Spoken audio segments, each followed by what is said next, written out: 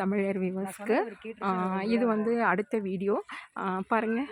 ஆற்றன் கரைக்கு வந்துட்டு கரையிலேருந்து தான் நான் இந்த வீடியோ உங்களுக்கு ஃபோக்கஸ் பண்ணி எடுக்கிறேன். இங்கே பாருங்கள், தண்ணி பாருங்கள். தண்ணி கொஞ்சம் கழங்களாக தான் இருக்குது, தெரியுதா பாருங்கள். ஃபுல்லாக அங்கே பாருங்கள், ஃபுல்லாக பாக்கு மரம் அழகாக இயற்கை சூழ்ந்து இருக்குங்க. எங்கே பார்த்தாலும் கண்ணுக்கு அவ்வளோ ஒரு பசுமையாக அவ்வளோ ஒரு அழகான தோட்டத்தோடு இருக்குது. ஸோ இங்கே இந்த பர்சல் சவாரியும் இருக்குது பாருங்கள். ஆனால் நாங்கள் போகலை, ஏன்னா இந்த தண்ணி வந்து தெளிவே இல்லாமல் இருக்குது. அதனால் பர்சல் சவாரி வேணான்னு சொல்லிட்டு நாங்கள் முடிவு பண்ணிட்டோம்.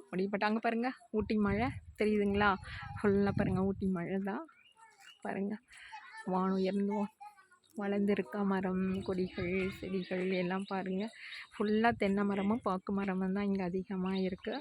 ஸோ பாருங்கள், இங்கே ஆற்றுல குளிச்சுட்டு இதோ இந்த ஆலமரத்துக்கு அடியில் தான் நம்மளுடைய முழு முதற் கடவுளாக விநாயகர் பெருமான் உட்காண்ட்ருக்காரு.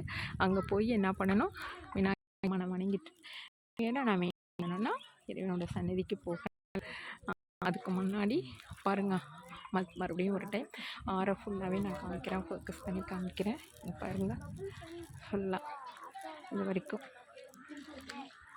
தண்ணி அவ்வளவு சுத்தமாக இல்லைங்க, பயங்கர கழங்களாக இருக்குது. மழை பெஞ்ச காரணத்தால் என்னமோ இந்த அணைக்கு இது வந்து பில்லூர் டேமில் இருந்து வர தண்ணி, அதனால் மழை இப்போ பெஞ்சிட்டே இருக்கிறதுனால தொடர்ந்து தண்ணிகள் வந்து ஒரே கழங்களாக தான் இருந்துச்சு.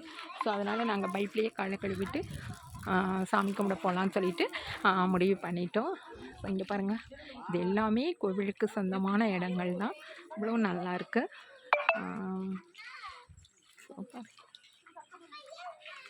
நீங்கள் கண்டிப்பாக இந்த பத்ரகாளி அம்மன் கோவிலுக்கு வாங்க. இந்த பத்ரகாளி அம்மன் கோவிலினுடைய சக்தி என்ன அப்படின்னா, இங்கே நாம் வந்து எந்த ஒரு வேண்டுதல் வச்சுட்டு சாமியை கும்பிட்டாலும் அந்த வேண்டுதல் கண்டிப்பாக நிறைவேறும். பயங்கர சக்தி உள்ள பத்ரகாளி அம்மன் கோவில். அமாவாசை அன்னைக்கெல்லாம் பார்த்திங்கன்னா இங்கே நம்மளால் வந்து உள்ள நுழையவே முடியாது, அவ்வளோ கூட்டம். வெளியூரில் இருந்தெல்லாம் அவ்வளோ பேர் வருவாங்க அப்படின்னு சொல்கிறாங்க. இது எல்லாமே நாங்கள் அந்த கோயில் ஐயர்கிட்ட கேட்டு தெரிஞ்சுக்கிட்டோம். ஒரு கோயிலுக்கு போனால் நம்ம சாமி கும்பிட்டு வர மற்றும் இருக்கக்கூடாது, அந்த கோயிலினுடைய எல்லா அந்த சரித்திரம் அது முழுமையும் நம்ம கேட்கணும். அது கேட்டால் தான், ஏன்னா நம்மளுடைய குழந்தைங்க படிக்கிறதே சரித்திரம், அதுதான் படிக்கிறாங்க, கோவிலோட அமைப்பு, கட்டடக்கலையினுடைய அமைப்புன்னு சொல்லிட்டு. ஸோ நாம் கேட்டு நம்ம குழந்தைங்களுக்கு அதை நம்ம என்ன பண்ணணும் அப்படின்னா சொல்லி கொடுக்கணும். பாருங்கள், வானமும் மேகம், அதாவது மழையும் மேகமும் அப்படியே தொடுற மாதிரி ஊட்டி பாருங்கள், இவ்வளோ அழகாக காட்சி தருது அப்படின்னு சொல்லிட்டு. ஸோ பாருங்கள், கண்டிப்பாக இவ்வளோ அழகாக இருக்குங்க பார்க்குறதுக்கே. எப்படி கண்ணுக்கு எத்தனை தூரம் வரைக்கும் ஒரே பசுமை. அது வந்து ஏதோ அந்த பக்கம் போகிற ஒரு ஊரோட ரோடு பாருங்கள், ஆலமரம் கடந்து விழுந்து இருக்குது. நாங்கள் காயை கழுவிட்டு ஸோ சாமியோட சன்னிதானத்துக்கு போக தயாராகிட்டோம். உள்ளே போயிட்டு இன்னொரு அழகான வீடியோவில் உங்களை நான் சந்திக்கிறேன். ஸோ மறுபடியும் தமிழர் வியூவர்ஸ் எனக்கு ஆதரவு, தொடர்ந்து உங்கள் ஆதரவு கொடுங்க.